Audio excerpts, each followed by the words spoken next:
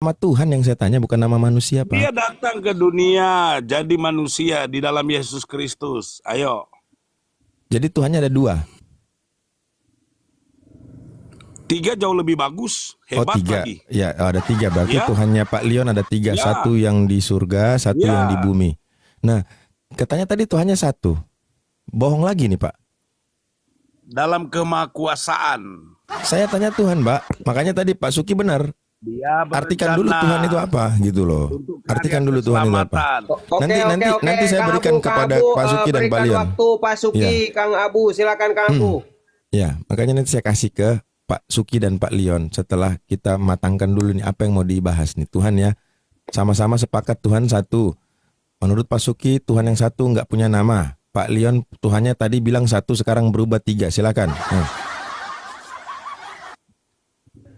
Oke, Ya, silakan mungkin kasih pemahaman dulu Pak Suki, ini Pak Leon. Biar Pak Leon ini pemahamannya kembali kepada Biblos. Silahkan Pak Suki. Ya, Bang Leon, di dalam Matius 11 ayat 25 Yesus mengatakan, "Aku bersyukur kepadamu Bapa, Tuhan langit dan bumi." Lalu di dalam Matius 19 ayat 4 mengatakan bahwa Ialah yang menciptakan manusia.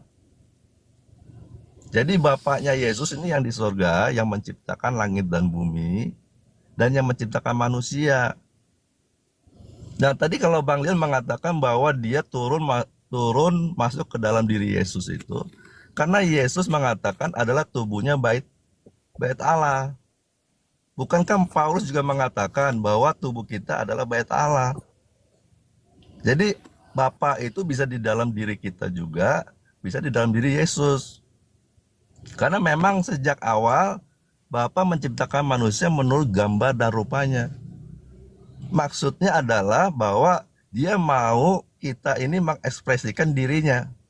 Sebagai anak itu taat, setia kepada bapaknya. Jadi apa yang Bapak katakan kita harus mengatakannya. Apa yang Bapak kerjakan kita harus kerjakannya. Inilah yang dikatakan sebagai anak. Sebagai gambar dan rupa Tuhan. Nah, Oke, Pak Suki, jangan terlalu kepanjangan nanti biar ditanggapi. Jadi ngomongnya gantian. Oke, Pak Suki sepakat ya? Boleh. Ya, terima kasih Pak Suki. Mbak Melani, monitor Mbakku, izin di bawah dulu ya Mbak, nggak apa-apa ya. Mbak Melani, monitor. Wah, mungkin udah istirahat. Ya, terima kasih Mbak. Yuk, Assalamualaikum. Lanjut, Pak Leon ditanggapi apa yang disampaikan oleh Pak Suki. Silakan Pak Leon. Ya, ketika dia datang jadi manusia, menunjukkan bahwa kealahannya itu ada di dalam dia, di mana Alkitab katakan ada banyak orang yang datang menyembah dia dan dia tidak pernah menolak penyembahan itu.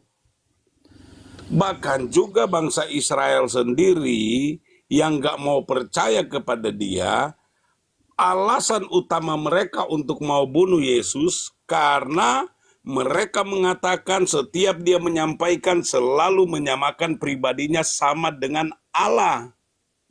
Jadi intinya karya keselamatan di dalam kekristenan itu menjadi jelas sekali karena keselamatan itu bukan sekedar janji tapi diteladani di dalam Yesus, di mana dia datang jadi manusia memperkenalkan keberadaan kepribadian dari Allah itu sendiri. Yang Alkitab katakan dalam Kejadian 1 ayat 26, dia menciptakan kita segambar sebentuk dengan dia. Bahkan dalam kitab Kejadian 1, di situ bicara tentang Roh Kudus, bicara tentang firman, dan bicara tentang Bapa di surga ayat 1, 2, 3. Jadi seperti itulah. Kami bangga dengan Yesus karena dia meneladani akan keselamatan dalam kehidupan setiap orang. Sehingga setiap yang percaya kepadanya tidak binasa melainkan beroleh hidup yang kekal. Sorga. Jelas? Ya, Bang Leon. Sebelum ditanggapi, izin Pak Suki saya sapa dulu ya. Ustadz Yusuf, Assalamualaikum. Assalamualaikum. Waalaikumsalam, Abu ya semuanya. Ustadz. Pak Leon, lanjutkan Pak itu. Hidup kekal ialah mengenal Engkau satu-satunya Allah yang benar. Itu cuma Yohanes 17:2 yang Bapak kutip tadi. Lanjutkan Pak. Iya Bunda, mungkin Pak Suki yang menanggapi ya. Jadi Ustadz Yusuf semuanya guru-guru Muslimku semuanya kita jangan pro sama salah satu ya, karena dua-duanya oten gitu. Intinya apa? Intinya kita jadi hakim yang Anggaplah adil. ini Sia sama Sunni. Lagi Ayo, debat. lanjut aja Pak Leon, nggak usah kemana-mana dulu, silakan Ya. Pak Suki. Lanjut Pak Leon, saya mau lihat Sri Mulat pagi ini. Lanjut. Ya, siap. Ya, Pak Suki Kalian silakan pasti akan lanjut, Pak Suki silakan lanjut. Yesus. oke. Di dalam Kolose 1 ayat 18, ialah kepala tubuh.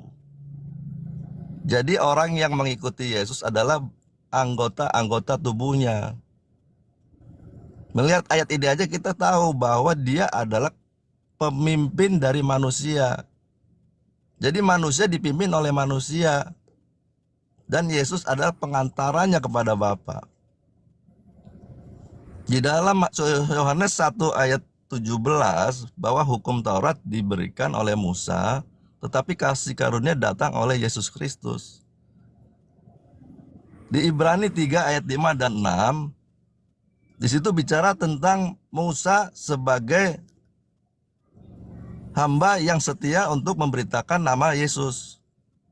Ayat 6 ya mengatakan bahwa Yesus adalah anak yang mengepalai rumahnya, dan rumahnya adalah kita. Dan Yesus juga menjelaskan bahwa dirinya adalah rumah, bait Allah, di mana Allah mau tinggal di dalam dirinya. Demikian juga Paulus yang diangkat oleh Yesus, waktu Yesus sudah di atas sorga, mengatakan bahwa tubuh kita adalah bait Allah. Sama, Yesus dan kita tuh sama.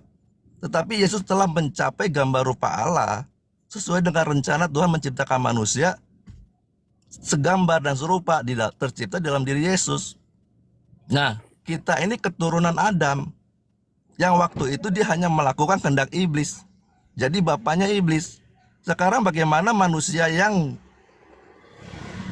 menjadikan iblis bapaknya karena melakukan kehendak-kehendak iblis sekarang diselamatkan supaya menjadi anak-anak Bapa kembali. Yesuslah contohnya. Enggak dengan itu Bapa mengaruniakan anak yang ke dalam dunia, mengaruniakan hidup anak ini. Seorang anak itu harus taat, tunduk dan setia kepada bapaknya. Contohnya Yesus, maka dikatakan sebagai juru selamat. Di dalam Wahyu 3:21 mengatakan menanglah kamu sebab aku telah menang. Kemenangan Yesus bagi Yesus, kita pun harus menang terhadap dosa, terhadap iblis. Tetapi kita setelah memiliki contoh dan teladannya, tanpa Yesus datang kita tidak bisa mengenal Bapa. Jadi Yesus benar-benar manusia, tetapi yang mencapai gambar rupa Bapa. Nah, mengapa dia berani memanggil dia yang menciptakan langit dan bumi itu Bapa? Karena dia anak. Yohanes 3 ayat 34 mengatakan, makananku hanya melakukan kehendak Bapa dan menyelesaikan pekerjaannya. Sama sekali tidak ada yang dia mengatakan dari dirinya sendiri. Sehingga Yesus tidak dapat disembah. Karena menyembah itu adalah taat pada perintahnya dan firman-Nya. Sedangkan perintah dan firman yang Yesus katakan itu berasal dari Bapaknya. Yohanes 13 ayat 20, Yesus mengatakan bahwa jika engkau menerima orang yang aku utus, kamu menerima aku. Kalau kamu menerima aku, kamu menerima Bapa. Jadi yang diterima itu adalah firman. Firman Bapa yang disampaikan oleh Yesus. Yohanes 17 ayat 14 mengatakan, aku telah memberikan firman-Mu ya Bapa, dan mereka telah menerimanya.